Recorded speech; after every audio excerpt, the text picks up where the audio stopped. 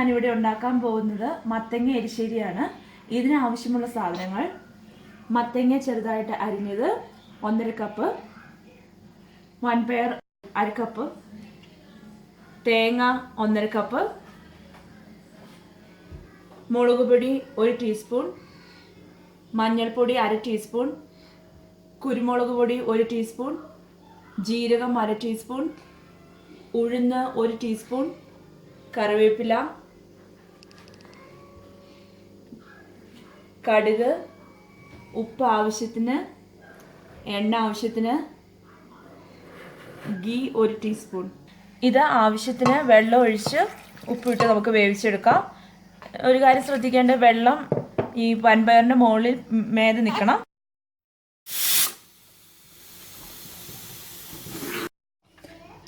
ഇപ്പോൾ പയർ വെന്തിട്ടുണ്ട്. ഇനി നമുക്ക് മത്തങ്ങ വേവിച്ചെടുക്കാം.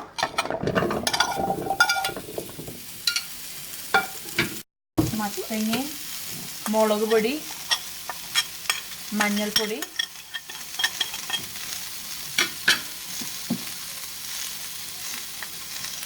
ആദ്യം എടുത്ത് വെച്ചിരിക്കുന്ന കുരുമുളകിൻ്റെ പകുതി ഇപ്പോൾ ഇടാം.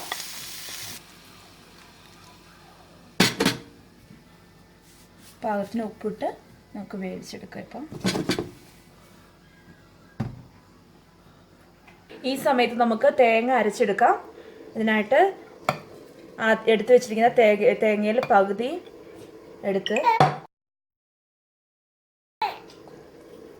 പകുതി ജീരകം ഇട്ട് നന്നായിട്ട് എടുക്കുക. ഇനി മത്തങ്ങ നോക്കാം. ഇത് വെന്തിട്ടുണ്ട്. ഇനി നമുക്കിത് നന്നായിട്ടൊന്ന് മാഷ് ചെയ്യാം.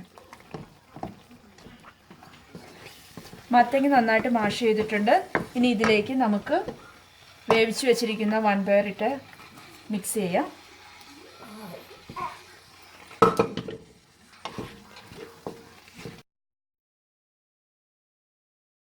ഇതിലേക്ക് തേങ്ങയും ജീരകവും കൂടെ പേസ്റ്റ് ആക്കി വെച്ചിരിക്കുന്നത് ആഡ് ചെയ്ത് മിക്സ് ചെയ്യാം.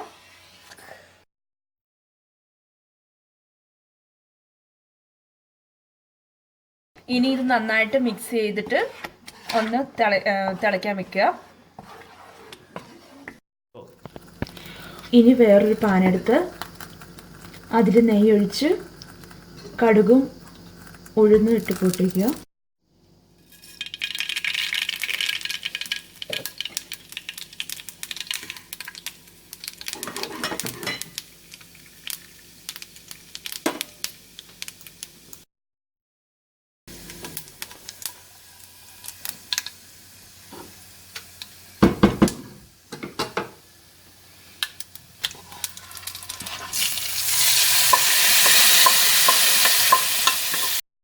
ഇനി ഈ സെയിം പാനിലേക്ക് കുറച്ച് എണ്ണ ഒഴിച്ച് തേങ്ങ ഒന്ന് മൂപ്പിച്ചെടുക്കുക, ബ്രൗൺ കളർ ആവുന്ന വരെ.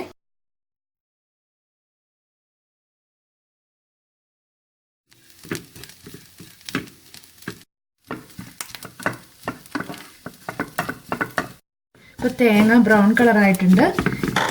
ഇതിലേക്ക് കുരുമുളകും കറിവേപ്പിലയും ഇട്ട് മിക്സ് ചെയ്യുക. ഇനി ഇത് നമ്മുടെ എരിശ്ശേരിയിലേക്ക് ഇട്ട് നന്നായിട്ട് മിക്സ് ചെയ്യുക.